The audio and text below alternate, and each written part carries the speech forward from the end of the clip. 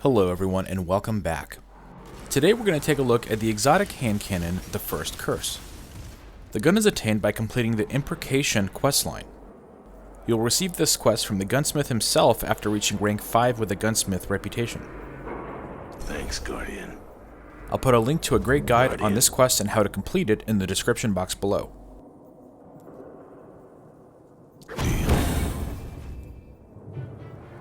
So let's take a look at the weapon. To my dismay, the first thing I noticed were the weapon's stats. The First Curse has probably one of the highest impact ratings for a hand cannon in the game right now, however the other stats are terribly low. I never thought I'd find another exotic hand cannon with lower stability than Hawkmoon, but here it is. Taking a look at the intrinsic exotic perk, we've got Deadeye, bonus to range, stability, and movement speed while aiming down sights. It also has CQB ballistics, smooth ballistics, and soft ballistics. The first unlockable perk is Triple Tap, a promising one. Rapidly landing precision hits will return 1 round to the magazine. Triple Tap is one of my favorite perks in the game. I've got it on my Hung Jury and my 1000-yard stare, and those weapons are even deadlier because of it. The next column includes Quick Draw, Lightweight, and Speed Reload. With the final exotic perk being the First Curse. Precision kills while aiming down sights grant increased range and stability until the next reload.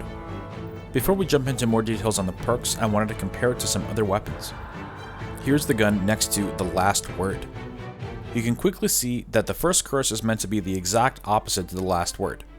The Last Word is all about quick draw, rapid fire from the hip, and the First Curse is at least intended to be methodic, slow, and precise, rewarding a steady hand and patience. And just for some context, I wanted to compare it to Hawkmoon, the other high-impact, low-rate-of-fire hand cannon. You can quickly see here how shockingly low the stats of the First Curse are. So how does it perform, and how do the perks stack up?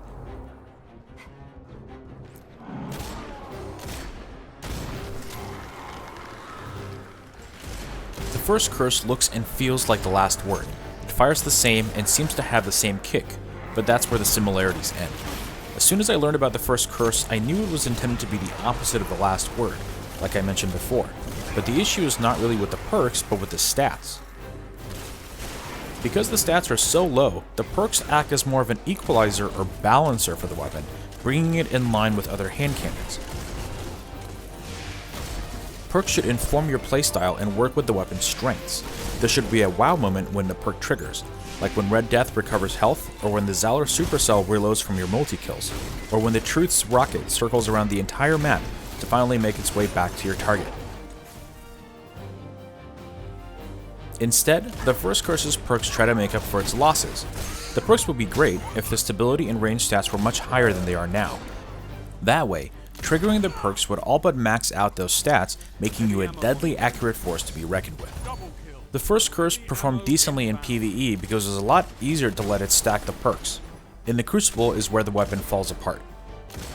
You pretty much have to lock yourself between close and mid-range to effectively use the weapon, and as you know in PvP, that's not necessarily where you want to be. Here's some footage with the Last Word just for comparison. Even though the Last Word isn't as effective because it's still a hand cannon, it's still way more effective than the First Curse.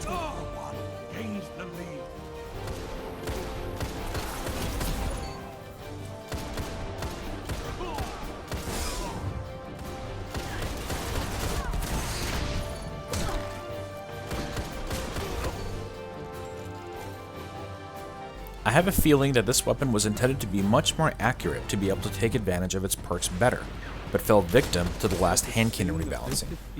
Bungie has mentioned in their last weekly update that they are looking at certain weapon classes for another rebalancing coming soon, and I hope that they can see that no one is using hand cannons right now. There are a lot of incredible new hand cannons in the game, and it's a shame to not see them live up to their full potential. What do you think of the new exotic hand cannons, and how would you make them better? Let me know in the comments below. Drop a like if you can, and subscribe for content every Monday, Wednesday, and Friday. And until next time, I'll see you guys Starside.